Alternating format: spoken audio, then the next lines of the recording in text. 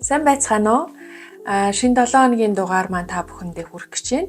За энэ удаагийн дугаараараа өндгийн эсийн нөөцийн талаар тайлбарлаж өгөх болно. За ер нь бол эмэгтэйчүүд нэлээд их сонирхдаг болсон те өндгийн эсийн нөөцөө тоолуулна, өндгийн эсээ тоолуулна гэж ярьдаг болсон. За эмчнэр маань ч гэсэн бас нэлээдгүй зөвлөдөг болсон юм шинжилгээний аргууд байгаа. За тэгээд ер нь өндгөвчний нөөц гэж юу юм, түүнийг яаж мэдэж болдгийг, ингэж мэдснээр ямар ач холбогдолтой юм. За бид нар юуг мэдэж болохын, юуг мэдэж чадахгүй юм бэ гэдэг талаар нэлээд тодорхой ойлголт өгөх болно. Тэгээд дугаартайгаа хамтаагаарай.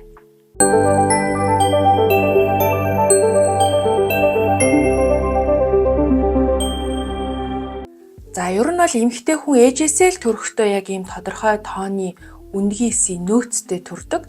Тэр нөөц нь хүн болгонд харилцан адилгүй янз янз байж болдог. За ургийн үед буюу 27 хоногтойд өөрөлдөх юм бол 5 сартайд гэсэн үг шүү дээ. За өндгийн эсийн тоо бол хамгийн их хэмжээндээ буюу 5-аас 7 сая байдаг. За энэ маань цөөрч явсаар агаад яг төрөх үед бас 500 мянгаас 1 сая болсон байдаг. За төрсний дараа ч гэсэн нөгөө бууралт цөөрөлт маань үргэлжилсээр байгаад анхны биений им ирэх үед ойролцоогоор ердөө 400 мянган фолликултай л бид нар үлдсэн байдаг байна. За энэ тоо мэдээж дахиад буурна, айжмаар буурч явж ийснаа яг 30-ын талд буюу те 35, 36 нас хүрээд ирэхлээр ер нь бол маш эрчимтэй буурч эхэлдэг.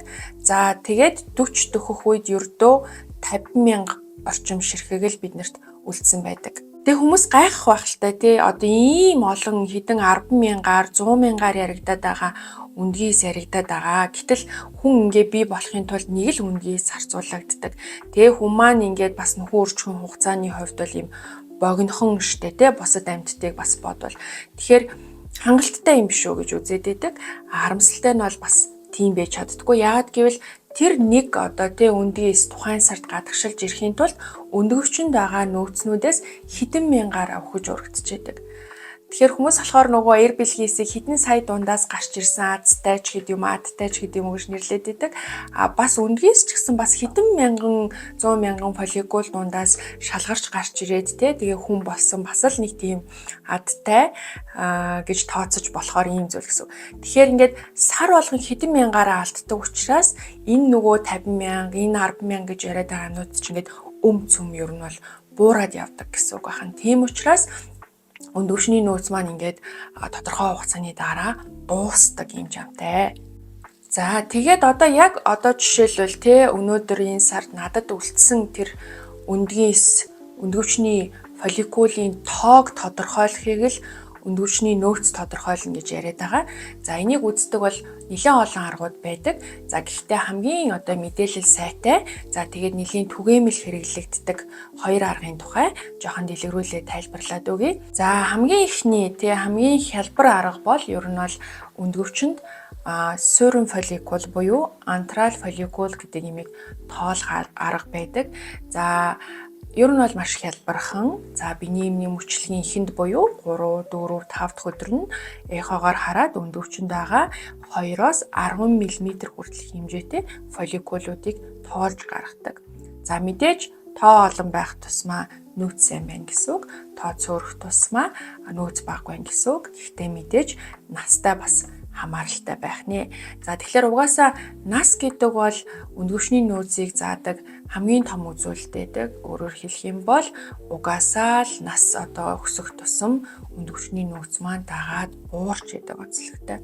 Тэгэхээр жишээлх юм бол одоо юу гэдгийг 25 настай хүн антрал фолликулын хэмжээ нийлээд нэг 2-3 байх нь бол жишээлбэл нөөц маш буурсан байгааг илэрхийлнэ гэсэн үг. За гэтэл 40 настай хүн бол 43-4-тэй ч юм уу хүн бол нэг 2-3 фолликул харагдаж байгаа юм бол насандаа нөөц тун боломжийн байна гэж хэлэх жишээ тий. Тэгэхээр энэ дээр дүгнэлт өгөх нь бол цэвэр бас наснаас хамаарсан юм зүйл байдаг.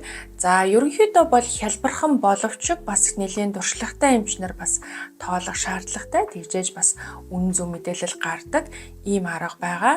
За яг ийм тодорхой одоо юу гэдгийг зааг хэмжээ байхгүй. Одоо яг тэдээс тэд хүн болгонд байх ёстой ч гэдэг юм уу. Тэдэн насны хүнд яг ийм байх ёстой гэдэг хэлэхэд хэцүү. Яагаад гэвэл нөөц маань өөрөө нөгөө наснаас гадна үндэс одоо тий ямар үндэстэй хүн гэдгээс хамаарна. За тэгээд бас бус генетикийн олон хүчин зүйл нөлөөлдөг учраас яг ийм тогтсон тоо бол одоогоор дэлхийн нийтэд гараагүй байгаа.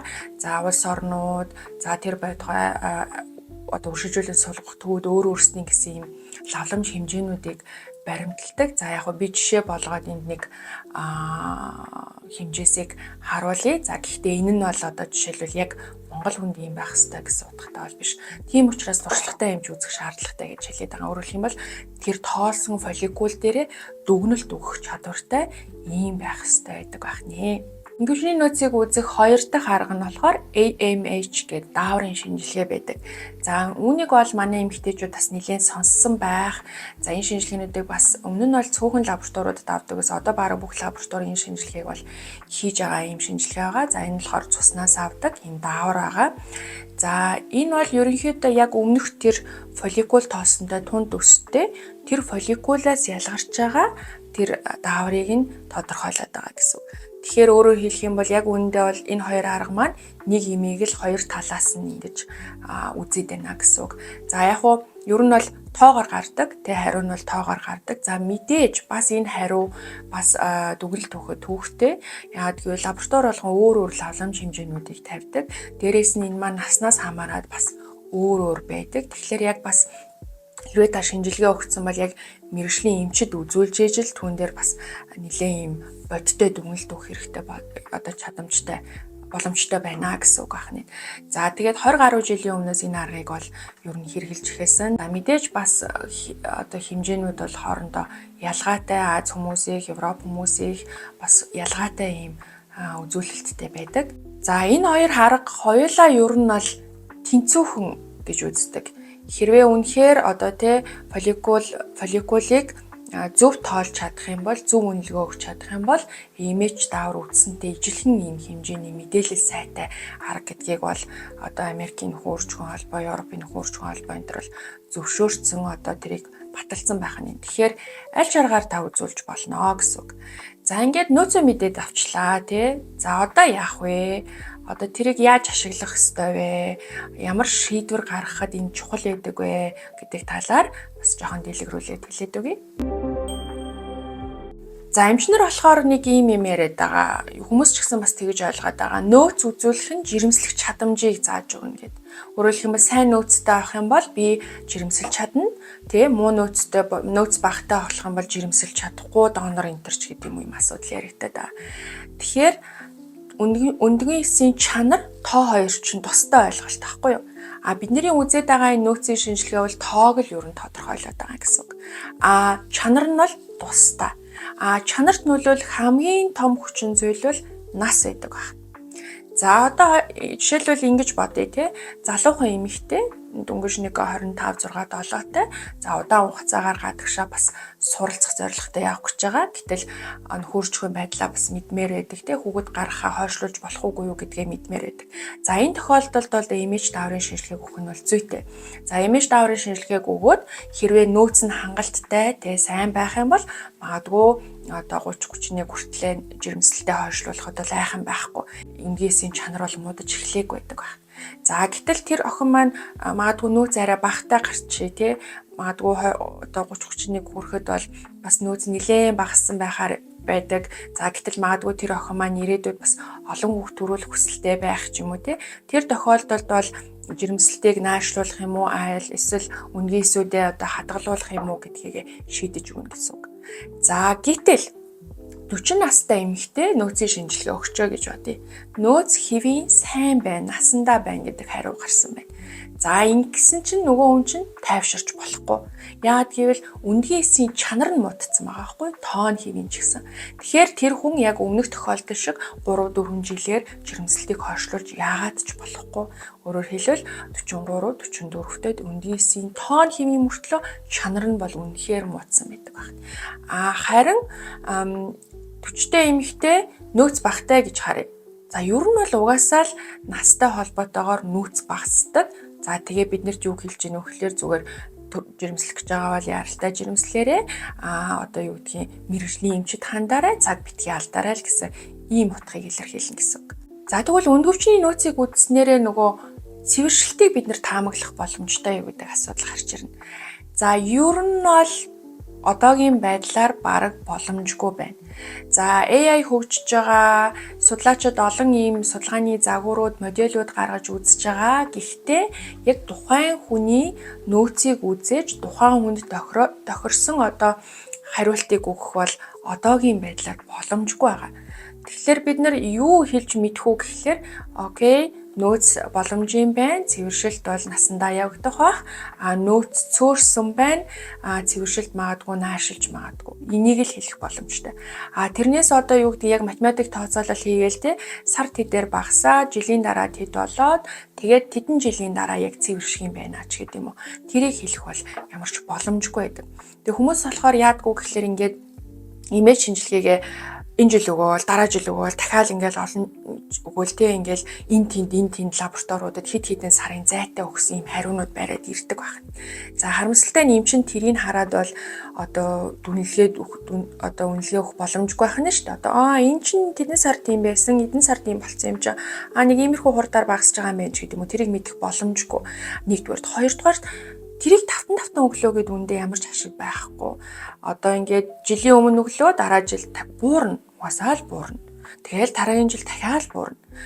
Тэглээ тэрийг мэдлээгээд ямар ч ач холбогдол байхгүй. Тэгээд тэр чинь бас нэг тийм хямдхан шинжилгээ биш шүү дээ. Тэгэхээр ингээд жил болгон 100 хэдэн мянган шинжилгээ өгөөд шаардлагагүй. Хэрэв үнэхээр сонирхож байгаа бол нэг удаадаа өгчөөл тэгэл ер нь бол за ийм байна. Ер нь бол цаашдаа энэ бол буурна гэдгийг л ойлгох хэрэгтэй байна. Бас нэг анхааруулжтай юу байдгүй гэхлээр одоо яг ижилхэн одоо EMH дааврын шинжилгээтэй ч юм уу мөртлөө тухайн эмэгтэйчүүд тэр нь өөрөөр илэрдэг тохиолдол байдаг.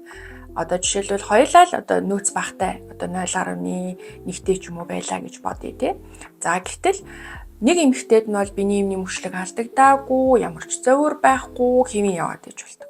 Гэтэл нөгөө эмэгтэйд нь одоо уже цэвэршилтийн шинжүүд илрээд ирсэн ч гэдэм үү мөчлөг нь ингээ богиносоод алдагдаад ирсэн зовир байж болно гэсэн. Тэгэхээр бас яг одоо ийм хэмжээтэй байна гэдг нь хэвэн одоо тухайн хүнд яг хэвэн гэдгийг тодорхойлоход хэцүү байхгүй. Өөрөөр хэлэх юм бол хүн болгоны бие махбод чинь ялгаатай учраас бас тэгэхээр тэрийг заавал мэрэгжлийн эмчт үзүүлж ээж өөр бусад одоо юу гэдгийг эхомихоо ч юм уу те шинжилгээнүүдтэй хавсарч ээж өөр бусад өгөөдөл нөлөөлөх хүчин зүйл байна уугүй юу гэдгийг тодруулж ээж ийм цогц байдлаар үнэлгээд өгнөлт өгөх бол шаардлагатай гэж би үздэг. За имиж их байдаг бас тохиолдол байна. Бүр ингээ хэвийн хэмжээний их байдаг. Тэгээ яг уул нь бол нөөц их байна гэдгийг сайн юм шиг сонсогдож боловч энэ бол нэг эмгэгийн шинж байдаг. Өндөвч олон уулынхаа хам шинж буюу PCOS-ийн үед бас ийм имиж даавар их өндөр болж орж ирдэг. Тэгэхээр энэ бол тухайн хүн нөөц сайтай та гэсэн утгатай биш. Тухайн өвчнийхөө эмгэгжил механизмаас болоод ийм хариу гарах тохиолдол байдаг. За тэгээд имиж бас хэд өндөр гарсан бол мэдээж заавал мэрэгжлийн эмчт хандах хэрэгтэй. Би их нөөцтэй юм чинь гээд тайвширч болохгүй. Бас зарим төрлийн эмгэгүүдийг ингэж илэрдэг учраас заавал мэрэгжлийн эмчт хандаарай гэж зөвлөнө. За ер нь яг хэдүүлээ одоо энэ хариуг ингээ авлаа тий одоо цөөн гарлаа, муу гарлаа гэд бид хэдий авч хэрэгжүүлэх арга хэмжээ бол ер нь бол байхгүй. Яагаад гэвэл энэ бол байгалийн жамаар гарч байгаа, өндөрчөнд гарч байгаа одоо ер нь бол өөрчлөлтийн процесс. Тэгэхээр энийг ингээл түр зогсоогоол эсвэл нэмэгдүүлдэг боломж бол байхгүй. Ямар нэгэн витамин угаад ямар нэгэн нэмэлт бэлтгэл угаад өндөвчний нөөцийг сэргээх, оршруулах боломж бол одоогийн нөхцөлд бол байхгүй. За яагаад одоогийн нөхцөлд тэгэхээр ирээдүйд гарахыг бол бид нэр үүсэхгүй. Яагаад гэвэл жишээл ухаан хөгжиж гэн хүний өршөлтийн эсрэг эсвэл одоо залуужуулах, чанаржуулах тухайн асуудлууд яригдж байгаа, үүдэл хийсэн эмчилгээний тухайн асуудлууд яригдж байгаа. За анагаахын одоо манай салбарт ч гэсэн тэ тэр үндгийн эсүүдийн нөөцүүдийг оршруулах, хөгжихгүй байгаа фолликулуудыг хөгжүүлэх зорилготой эксосом юм үүдэл хийсэн эмчилгээнүүд бол ер нь бол эхэлсэн. Тэгэхээр би одоогоор огт боломжгүй зүйл гэж бол хэлэхгүй. Гэхдээ яг одоогийн нөхцөл байдалд бол тэр маань бүрэн одоо тайлбарлагдаж шийдэгдэг байгаа учраас бид эдийн хувьд бол нөөцөн дээрээ хийж чадах юм бол байхгүй байна. За харин нөөцийгөө яаж одоо өөрийнхөө зүгээс бууруулахгүй байх вэ гэдэг юмнууд яригдаж болно. За жишээлх юм бол яг уу бүрэн бол тайлбарлагдаагүй, гэхдээ тархалт байдаг. За олон судалгаануудын үр дүн бас ингээд жинхэнэ ихтэй тарган байх нь өндөршний нөөц одоо баг хэмжигдэхэд нөлөөлж байна гэсэн юм яригддаг. Гэхдээ механизм бол бүрэн тодорхойлогдоогүй, яг бүрэн батлагдаагүй шүү. За бас архины хэрэглээ бас нөлөөлж гин үү гэж үздэг. За тамхины хэрэглэн дээр бас нэлээд судалгаа хийсэн. Ер нь тамхи татдаг эмэгтэйчүүдийн имиж бага байна гэсэн юм яригдж байгаа. Гэхдээ тэр нь бол яг энэ фолликулуудыг одоо өхүүлэх алах нөлөө үзүүлээд бага байгаад байгаа юм уу? Эсвэл өөр бусад механизмаар юм уу гэдэг нь бол бас бүрэн тодорхой болоогүй байгаа. За бас дараагийн нэг одоо нөөцийг шууд гинт бууруулдаг юмнууд бас байна. За тэр нь болохоор өндгөвчний хагалгаанууд, мэслүүд байна. Өндгөвч тайрах, одоо уйлахаа авах, шулах мэслүүд байна. За дээрэс нь химийн эмчилгээ, туяан эмчилгээ, за одоо хавдрын эмчилгээнүүд байна гэсэн үг. За хавдрын одоо химийн эмчилгээний төр бол ерөөсөө шууд эрэгтэй ч эмэгтэй ч хөөрч хүн эрэгтэнд бол асар одоо хортой нөлөөтэй. Тийм ч учраас хэрвээ та ямар нэгэн мессеж хэлбэрт орох гэж байгаа бол өндгөвчний заавал нөөцөө үзүүлдэг ч юм уу нөөцөө үзүүлж агаад үнэхээр авах шаардлага байна уу? Авах бол яаж авах вэ гэдэг талаараа эсвэл авахаас өмнө нөгөө үндгээс энэ төр хадгалуулах хэрэгтэй мүү гэдгийг эмчтэйгээ сайн ярилцах хэрэгтэй. За бас хавдрын энэ төр эмчилгээ эхлэхийн өмнө бас дараагийн нөхөрчгөн асуудлаа бас бодоод үзэх хэрэгтэй. Эмч нартайгаа ч гэсэн зөвлөх хэрэгтэй гэж зөвлөмөр байна. За бас нөгөө эмгэгүүдээс гэх юм бол эндометриоз гэдэг нэг өвчин байдаг штэ айгу түүхтэй ер нь айгу муухай өвчин тэр талаар ер нь бол бас ярилцсан гэж бодож байна. За тэр эндометриоз өндгөвчин дээр байрлсан эндометриома гэдэг юм уйлынхаа үүсгчдэг. За тэр үед бас юм тодорхой механизмаар өндгөөсийн нөөцийг бол ингээ бууруулж идэг юм юмнууд байгаа.